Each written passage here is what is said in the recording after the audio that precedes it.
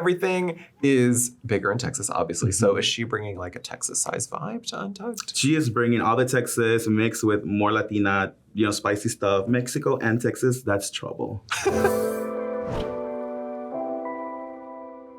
Hello, I'm Joey Nolfi with Entertainment Weekly, getting into some hairy situations. To be specific, leg hairy situations with the cast of RuPaul's Drag Race Season 16 today. And here to explain one of the most ingenious drag techniques I have seen a queen do on their legs in quite some time, we will get to that in a moment, as well as everything else that makes her one to watch out for this season. Please welcome all the way from Texas, Geneva Karr. How are you? Hi, I'm doing amazing. How are you? I'm doing amazing to be in the presence of this look. Black is my favorite color to wear, and this is just like the lace on the glove. I mean, she looks amazing. Does she not look amazing? I mean, you look incredible. Thank you. I mean, it makes me look skinny, so I want it. I love what's going on with your lips too, like the black outliner and then it blends into the red. I love it. Bit of punk vampire moment. That's my vibe. That's the only vibe I need. Now, many things have fascinated me about you and your career, and I want to get to all of them. But first and foremost, I mean, Texas drag, we always need to celebrate when we get a Texas queen, because strangely, like, I thought we had more queens from Texas on the show than we actually do. But I believe you're from part of Texas we haven't yet seen on the show yet, right? Like, what's the scene like there? So I live in Brownsville, Texas. The drag scene over there is, it's kind of like, any other part of Texas, big hair, the makeup, the dancing, the glitter, the drama, It's a border town, so it's a little more influenced by like Mexican music, Spanish music, Latino. Nice. Yeah. So that's a lot of what I do and represent. So Mistress Isabel Brooks was our last Texas queen. How do you feel about the way she represented the state? Oh, she did amazing. I actually know Mistress from the pageant world. So we know each other. We're sisters, We are sisters. Not like she don't have to earn my sister. Like we are sisters. Did you consult her for advice or anything before going on the show? No, I actually didn't. I didn't ask her anything. I was just like, you know what? Let me have my own experience and make my own mistakes, or maybe not my own mistakes. But I was like, let me just have my own path and moment and see what happens. But I should have. Is the mistress that we saw on TV, is that like the real mistress in person? Oh no, it's much worse. I love that. Yes, short and sweet. So how did you get your start in drag? And were you raised in any sort of like scene in drag? So I started, there was like a drag competition happening, and I was like, wait, what is this called? Because I'm originally from Mexico. So I don't know what any of this is. I'm first generation. So I'm like, what is that? That looks fun and I want to do it. So then they're like, oh, it's, you get in drag, you express yourself, and, there's money. I'm like, oh, there's money. Okay, so, let me start.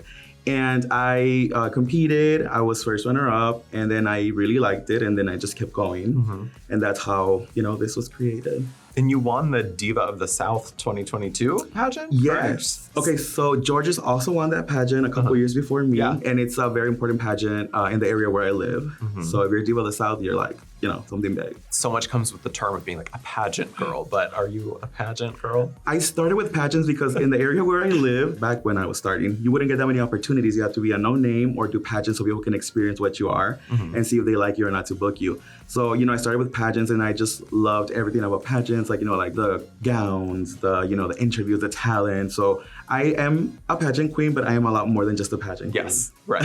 What's the best talent you ever did for like a talent portion of a pageant? Ooh, I did like this evil queen talent, like very dark and draggy, and that was amazing. Not unlike what we are doing today.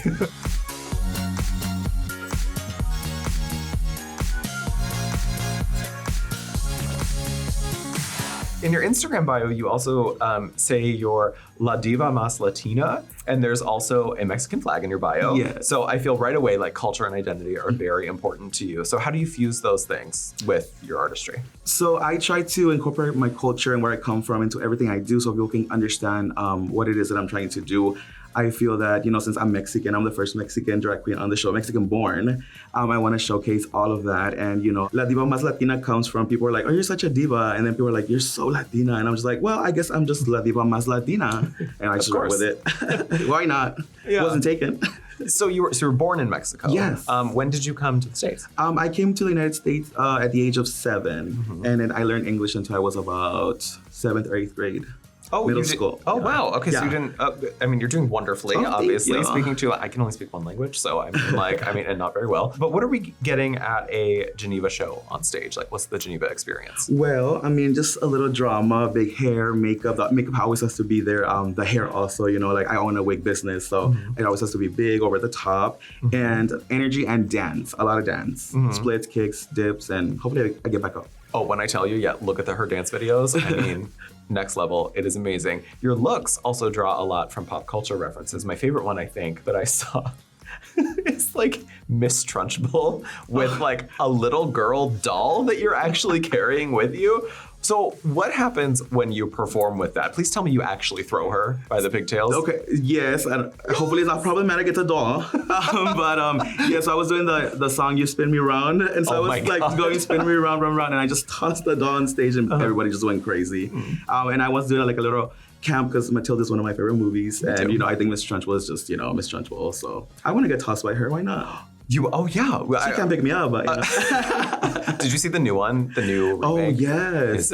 Is it giving? Is it? You know, sometimes the originals are the originals, but you know, I give an opportunity for, you know, whatever else comes along. I love that you love Matilda though. That is like the movie of my childhood. Yeah, Like one of them. Oh, I love it. Okay, question though. That cake. The cake in that one part? Yes. It looks good, right? Even though they said there's sweat in it. I'm trying not to think about it. No, I'm trying to like forget Miss Cookie, you know, like with her whole hands and everything. But hey, I mean, I always thought it looked good. Ate it. I've always just wanted to ask another like Matilda stand that question.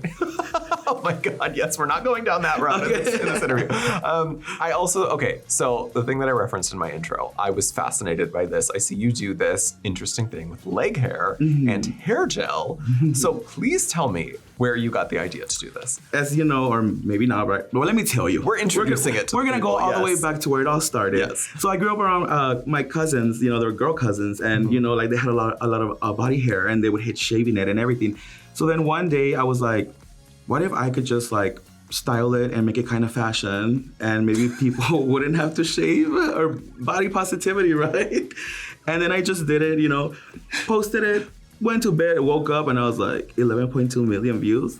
Whoa. Oh, wait, 11.2 million. Oh my God, wow. So other people are just like me, just equally fascinated by this. Well, it's a talent. Not a lot of people can grow hair. Yeah, true. That is very true. Wait, so how long does it usually take to do this? About an hour per leg if I have help. Oh my God. By yourself, how long does it take? An hour and a half to 2 hours per leg. That's a lot of patience. Yeah, so I do like a lot of videos at the same time. Oh my God. Wait, do you ever perform wearing that? I did the bearded lady from The Greatest Showman in it with a beard and a pink dress, and there's also like a little clip of it, and everybody was going crazy for it. It's incredible. Yeah, What do you think is the most intricate leg hair design that you have ever done? Well, I have like the ocean waves, and then I have, you know, like spikes, butterflies. The one that really hurt and I lost a couple of hair was adding the little like pumps to it, like attaching them. Oh my God. There's some bald spots, but it'll grow back. Yeah, because do you like tie things onto it too sometimes, like bows and stuff? You've done that? Not yet, but I mean, I'm taking notes right now. Okay. That's the next one. Where's my commission? We're doing both. Okay, I'll give you credit. Well, did you do this? Did you do it on Drag Race? No, or maybe, I don't know. I was gonna say, how do we think Michelle Visage felt about this? Well, I don't know. We'll have to see. We'll have to see. I don't know if she likes hair or not. So ask her.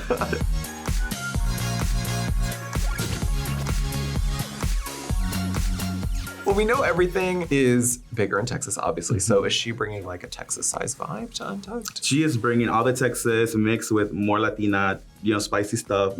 You know, Mexico and Texas, that's trouble. So, you know, y'all are in for a treat. Yeah, I've been gathering that Untucked gets pretty good this season. It gets real good. That's all I'm going to say right now. Okay. Did you bring anything from past Ru Girls with you to season 16? Did you like consult anybody? Are you like little Easter eggs of things that you brought from past Ru Girls? No, but I wish I would have brought some stuff, you know, like now I know. Okay, yeah. Well, for All Stars maybe, or here you might win. Who knows? We have no idea. We're 16 seasons into the show. It seems like a really great cast, but we know twists are coming. Obviously, there's twists every season. So, what can you tease about what kind of twists are twisting?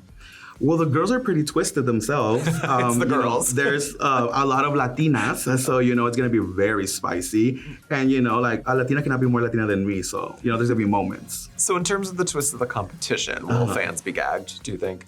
Well, I mean, why are you gagging so? No, for real. You all are like, you don't know what's coming. It's a lot of things that you don't. I mean, I didn't even expect this. I'm like, I know that I watched the show at home. I know what's coming. No. Did you go into it thinking, like, given the skill set that you already have, did you go into it thinking like, oh, there's certain challenges that I know that I'm going to be really good at? And then did you maybe surprise yourself in doing challenges that maybe you didn't think that you would excel at? You know, I knew for sure any dancing was going to be up my alley and I was going to, you know, slay it. There's definitely other things like, for example, sewing. I didn't think I was going to be that great at sewing, but turns out I'm kind of decent at it. Yeah, so see, I'm so.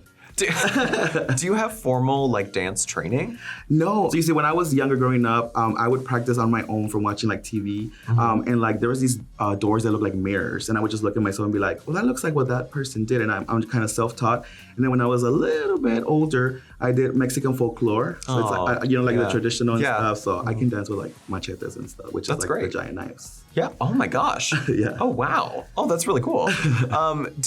What's like a song or a genre of music that like really gets you going on stage that like gets like you're gonna give your best performance if this artist or song is on? S&M by Rihanna. And then in Spanish, it would have to be Booty by J-Lo. Well, I mean, it's not really Spanish, but you know. I was gonna say, wait, is there Spanish in that song? Well, it's like my mix start. You know, the Texas girl have a mix. So the first one starts with Ni Tu Ni Yo, and then it goes into that. So. Are we doing the Iggy Azalea version of that song though? Ooh, I don't know. Maybe sound effects. Trick question. Who do you think this season, because again, it's a great cast, great mix of people, who do you think is, if you had the Mistress Isabel Brooks drag vaccine in your hand, which of your sisters this season are you jabbing right in the arm to get it? Plain Jane. Everybody's saying Plain Jane. Well, literally it must everybody. be true. Oh my gosh. Nobody else? Just her? Just her. She knows what I mean. Everybody keeps saying that too. They're like, yeah, oh, she knows what I'm talking about. She knows what I mean. So, Plain Jane, you have a lot of explaining to do this season, apparently. A lot. Do you have any other sort of teases or things that you're looking forward to for the season ahead that you think might give fans a nice little mood word tease for what's ahead? Well, y'all brace yourselves. The car is coming at full speed, and you better move away or I will run you over. Well, now I'm running away because I don't want to get run over. What a great way to end this interview at Geneva. Thank you so much. This was so much fun. Thank you for being here, and I cannot wait to see what you do on this season. No, thank you for having me. Of course. Los amo. Stay tuned for more with the cast of RuPaul's Drag Race Season 16.